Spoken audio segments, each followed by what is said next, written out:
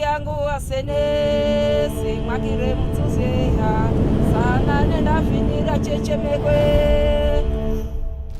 uo yangu wasenesi mwakire mtuzeha sana nena finira chechemekwe uo yangu wasenesi mwakire mtuzeha sana nena finira chechemekwe.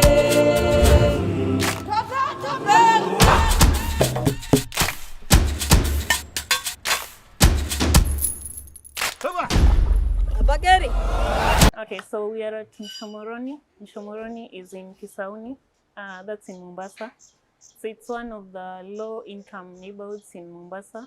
We are doing a desalination project here.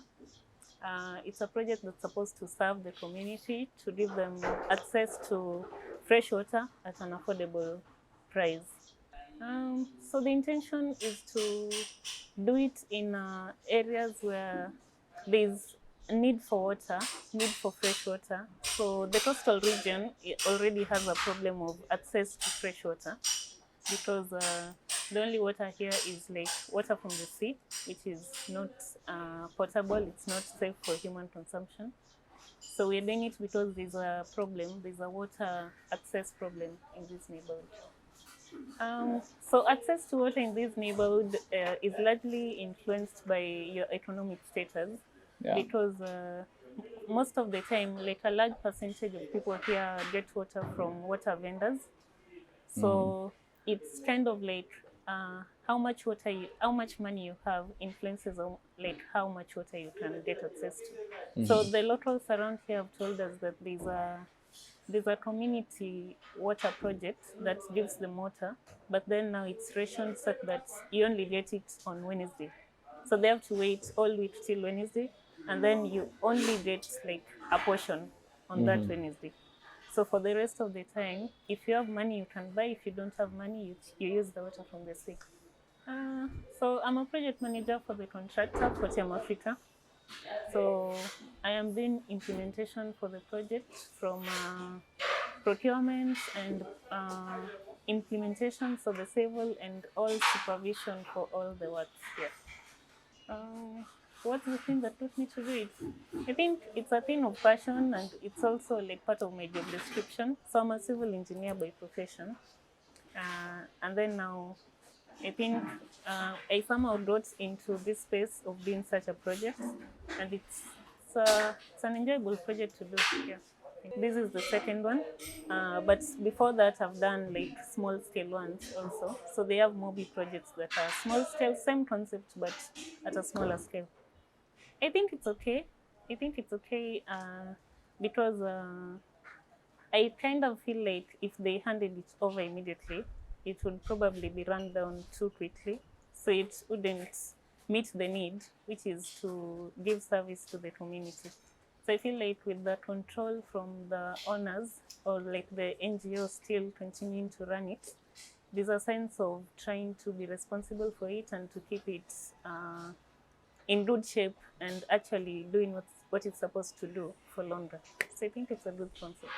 I think it's a decent number. It's not very many people, but it's a decent number. In the recent years, there's more people in my age bracket and with my Kenyan background and all that are getting into these spaces. There's a lot of organizations that are coming in because Kenya again is attracting a lot of investors.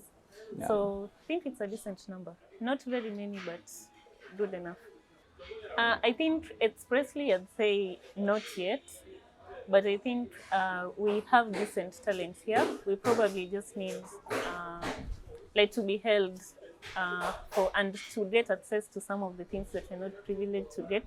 But I definitely believe that there's a lot of talent in Kenya.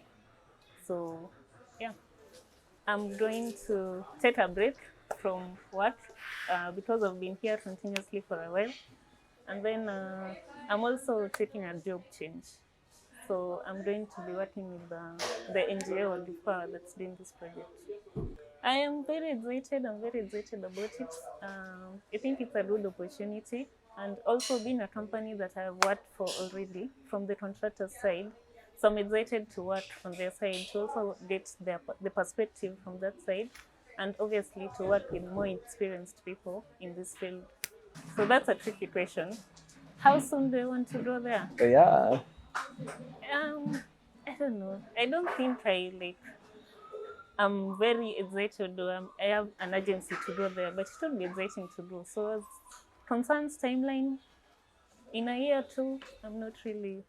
I think about Fortium. Fortium is a Kenyan contracting company. So it's a young company. It hasn't been in existence for long, but it's a company that is owned by driven people. So I think it's something that we should look out for. It's a company we should look out for.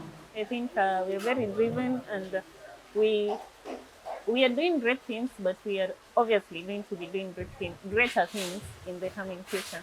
And then as concerns such a project, the desalination project, I think it's a very noble cause. It's a thing that many more people should embrace as concerns maybe donors and people that just want to work here. We have volunteers that work at such projects. We try to employ people from the community.